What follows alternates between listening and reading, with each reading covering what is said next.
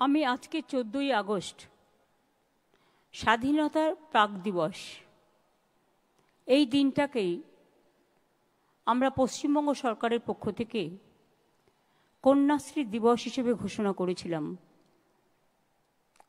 কারণ মেয়েরা আমাদের সমাজের গর্ব, এবং কন্যাশ্রী যখন আমি চিন্তা করেছিলাম, এটা হয়েছিল 13 সালে, এটা 25, এই 1 ডজন মানে 12 বছর হলো। দেখতে দেখতে 12 বছর আমরা পার করলাম, কিন্তু অনেক কিছু শিখলাম, অনেক কিছু জানলাম। আজকের দিনটা সব জেলাগুলোও আমাদের সাথে আছে, তাদের আমরা সকল ছাত্রছাত্রী বন্ধুদের, প্রশাসনকে, শিক্ষক শিক্ষিকাদের, অভিভাবক অভিভাবিকাদের, বিভিন্ন এনজিও থেকে শুরু করে যারা আমাদের সাথে কাজ করেন, ইউনাইটেড নেশনস, ইউনেস্কো, ইউনিসেফ সহ সকলকেই আমাদের পক্ষ থেকে অনেক অনেক অভিনন্দন জানাচ্ছি। আজকের দিনে আমি কন্যাশ্রীর জন্মদিনে আমরা সবুজ সাথী প্রকল্পও করেছি, আপনারা জানেন। ক্লাস 9-এ পড়ে 2025 সালে উঠেছে এমন প্রায় 12 লক্ষ ছাত্রছাত্রীকে এই মাসের এই মাসের শেষের দিকে আমরা 12 লক্ষ ছাত্রছাত্রীকে সাইকেল দেব, যেমন প্রতি বছর দিই। এবারেরটাও পাবে এই মাসের শেষের দিকে ক্লাস 9-এ যারা উঠেছেন। সবুজ সাথী চালু হওয়ার পর থেকে এখনো পর্যন্ত 1,38,00,000 ছাত্রছাত্রীকে আমরা সাইকেল দিয়েছি। 4,800 কোটি টাকা খরচ হয়েছে। খরচটা যেখান থেকেই হোক জোগাড় করি, সংসার যারা চালায় তারা খরচাটাও জোগাড় করে অ্যাডজাস্ট করে নেয়। আমার গর্ব আজকে এই কারণে যে আমাদের 93 লক্ষর বেশি কন্যাশ্রী বাংলায়। আমি নেক্সট ইয়ারে চাই এটা 1 কোটি হোক। Special celebration for Kanyashree. এই প্রকল্পে আমরা 17,000 কোটি টাকা খরচ করেছি ইতিমধ্যেই। আগে কন্যাশ্রী ছিল শুধু স্কুলে। আমি দেখলাম অনেক বাবা মা চিন্তা করেন, বিয়ে দিয়ে দেওয়ার তাড়াতাড়ি করে প্রেশার দেয় বাচ্চাদের উপরে, তারা পড়াশুনো করতে পারে না, সেই জন্য তাদের কলেজ এবং ইউনিভার্সিটিটাও কভার করা উচিত। আজ কিন্তু সরকারি স্কুলের সবাই কন্যাশ্রী, কোনো ভেদাভেদ নেই, কোনো ভাগাভাগি নেই, এবং কলেজেও তারা কন্যাশ্রী 2 পান, আর ইউনিভার্সিটিতে তারা কন্যাশ্রী 3 পান। তারপরেও স্মার্ট কার্ড আছে 10 লক্ষ টাকার, যারা আরও বাইরে পড়াশুনো করতে চায়, ইঞ্জিনিয়ার, ডাক্তার থেকে শুরু করে নানা রকম কিছু হতে চায়। আমার খুব গর্ব হচ্ছিল সেদিন, যেদিন আমি ইউনাইটেড নেশনসের ফোরামে দাঁড়িয়েছিলাম নেদারল্যান্ডে, এবং যখন ডিক্লেয়ার হলো প্রায় 600 সামথিং প্রজেক্ট সারা পৃথিবীর এসেছিল, তার মধ্যে থেকে প্রথম নাম ঘোষণা হলো কন্যাশ্রীর। বিশ্বাস করুন, গর্বে আমার বুকটা ভরে গিয়েছিল সেদিন। আমার এখনো গায়ে কাঁটা দিচ্ছে যে মেয়েরা কি না করতে পারে। আর পিতামাতাদের আমি অনুরোধ করব, আপনারা মেয়েদের বিয়ে দেওয়ার জন্য প্রেশার করবেন না।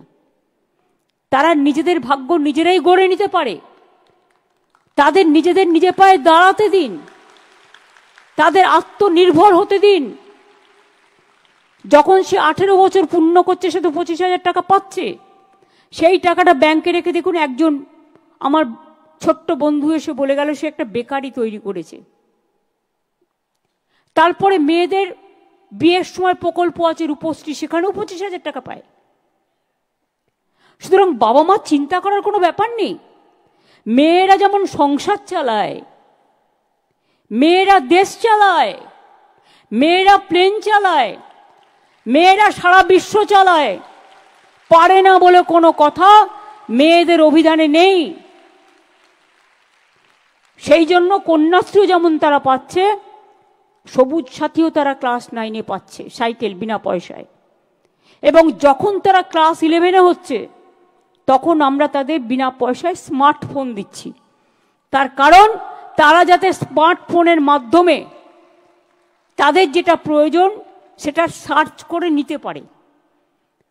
এবং সেটার নাম দিয়েছি আমি, নেতাজি সুভাষচন্দ্র বোসের নামকরণ একটি বই আছে, তরুণের স্বপ্ন। তরুণের স্বপ্ন। তাছাড়াও মনে রাখবেন, গবেষণা, উচ্চ মাধ্যমিক এসবের জন্য আমরা একটা স্বামী বিবেকানন্দ স্কিম, যেটা মেরিট কাম স্কলারশিপ আছে, সেটাও আমরা দিচ্ছি। গবেষকদের গবেষণার জন্য সব টাকা ইউজিসি বন্ধ করে দিয়েছে, কিন্তু ওটাও আমরা নিজেরা দিচ্ছি। আগামীকাল স্বাধীনতা দিবস। আমি আপনাদের সকলকে বলবো, মাথা উঁচু করে এগিয়ে যান। রবীন্দ্রনাথ ঠাকুরের ভাষায়, চিত্ত যেটা ভয় শূন্য, উচ্চ যেটা শির, where the mind is without fear and the head is held high। মনে রাখবেন, সংকীর্ণতা নয়, বিভেদ নয়, ভেদাভেদ নয়। আমার কন্যাশ্রীরাই বিশ্বশ্রী হয়ে বিশ্বকে পথ দেখিয়ে বলতে পারে, we are one, we are together, we are United, এবং উই আর স্ট্রং এনাফ, এটা বলতে পারে। আপনাদের সকলকে বলবো, বিশ্বের মুকুট আপনারা মাথায় পড়ুন, বিশ্ব বাংলা জয় করুন। নাসা থেকে ভাষা সবটাই কিন্তু বাংলা নিয়ে। মনে রাখবেন, এ মাটি সোনার মাটি, এ মাটি সোনার চেয়েও খাঁটি। এই মাটিতে জন্ম নিল রবীন্দ্র নজরুল, একই বৃন্তে দুটো কুসুম আলোকময় সে ফুল। এই বাংলায় জন্ম হল প্রকৃত সভ্যতার, ইতিহাসের পাতায় আছে কত সংস্কার। তাই বাংলার ঘরে ঘরে নবপ্রজন্ম হাল ধরো আজ ভারতের দরবারে। মাথা নত হবে না, সকলে এগিয়ে যান নতুন করে।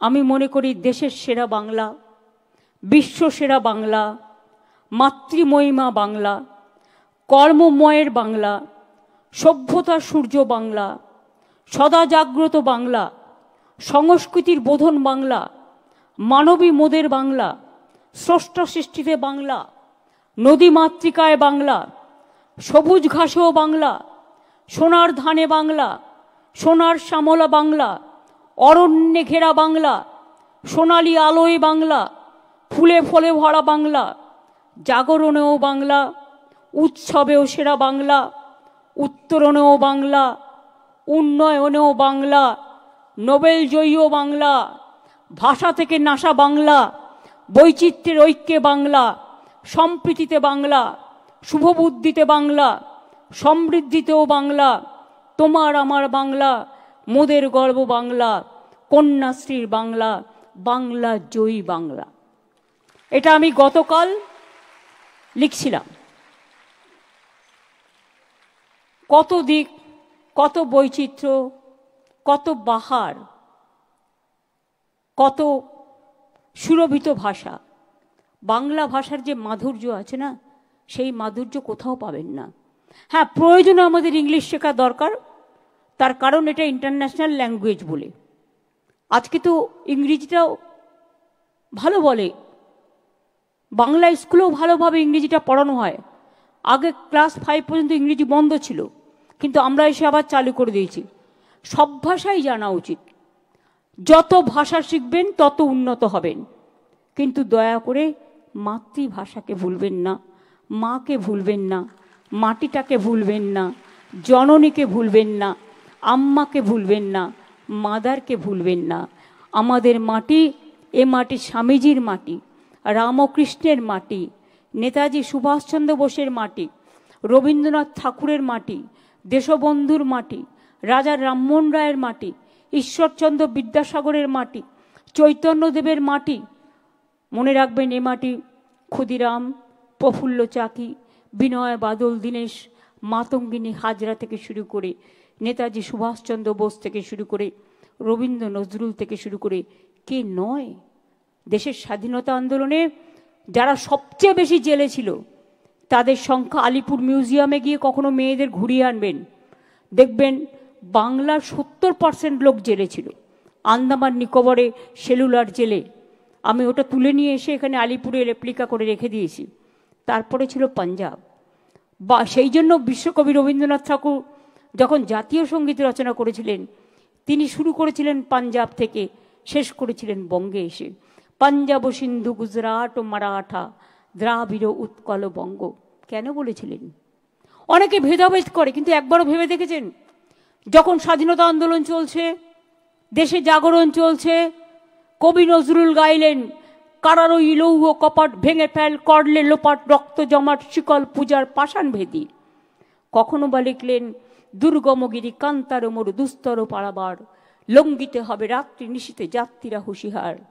কখনো বা লিখলেন ফাঁসির মঞ্চে গেয়ে গেল যারা জীবনেরও জয়গান, আশিও লক্ষ্যে দাঁড়াইছে তারা দিবে কোন বলিদান।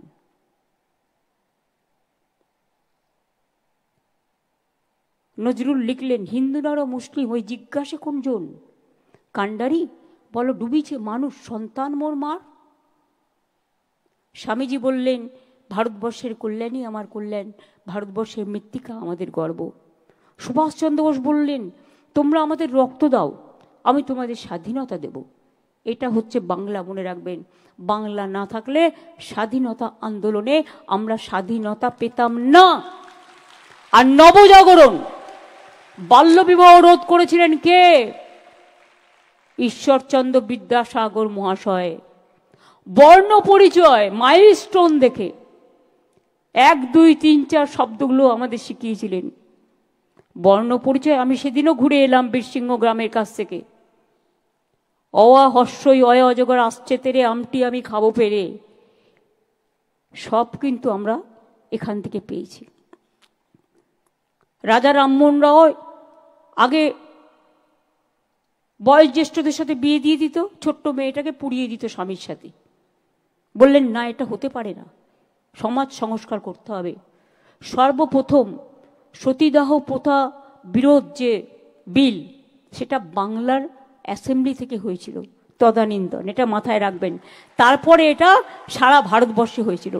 আপনার কি জানেন ডক্টর বাবা সাহেব আম্বেদকর, যিনি সংবিধান ড্রাফটিং কমিটির চেয়ারম্যান ছিলেন, তিনি প্রথম কোথা থেকে নির্বাচিত হয়েছিলেন? বাংলা থেকে। এগুলো ইতিহাস, এটা মাথায় রাখবেন।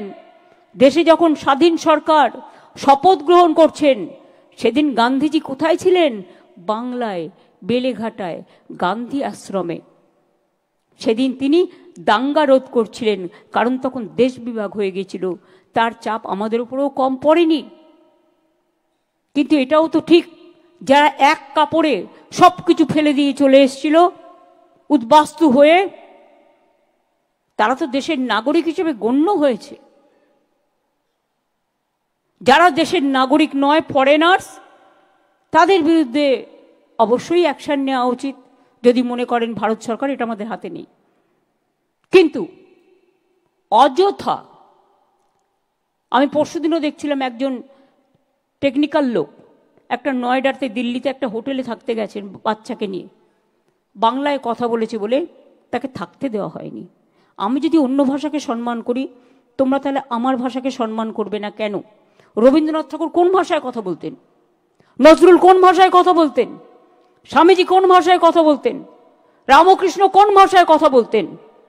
বলুন তো আপনারা। আমাদের পার্লামেন্টের দুটো গান হয়, একটা ন্যাশনাল অ্যানথেম কে লিখেছিল? রবীন্দ্রনাথ ঠাকুর, জনগণ। আর একটা ন্যাশনাল সং কে গিয়েছিলেন? বঙ্কিমচন্দ্র চট্টোপাধ্যায়, বন্দে মাতরম। জয় হিন্দ স্লোগান কার? নেতাজি সুভাষচন্দ্র বোসের। বন্দে মাতরম বঙ্কিমচন্দ্র চট্টোপাধ্যায়। আর জয় বাংলা আমরা বলি তার কারণ বাংলা জয়ী হোক, বাংলা বিশ্ব বাংলা হোক। সেই জন্য আপনারা সকলে ভালো থাকুন, সুন্দর থাকুন। আমার ছোট্ট ছোট্ট বোনেরা যারা এখানে এসছেন, ভাই বোনেদের সকলকেই বলবো, কেউ ঐক্যশ্রীর আন্ডারে, কেউ শিক্ষাশ্রীর আন্ডারে, কেউ মেধাশ্রীর আন্ডারে, কেউ সবুজ সাথীর আন্ডারে, কেউ তরুণের স্বপ্নের আন্ডারে, কন্যাশ্রীর আন্ডারে। আমি কন্যা কন্যা কন্যা কন্যাশ্রী গানটা যখন আমি শুনি আমার গায়ে কাঁটা দেয়। আমি ভাগ্য ভাগ্য ভাগ্য, আমি ভাগ্যশ্রী, আমি যশ যশ যশ, আমি যশশ্রী, আমি বিশ্ব বিশ্ব বিশ্ব, আমি বিশ্বশ্রী। জয় করুন, তৈরি হন, এগিয়ে যান, নিজের পায়ে দাঁড়ান, আর মাটির সম্মান রক্ষা করুন। অনেক ধন্যবাদ, অনেক শুভনন্দন, শুভকামনা সকলকে।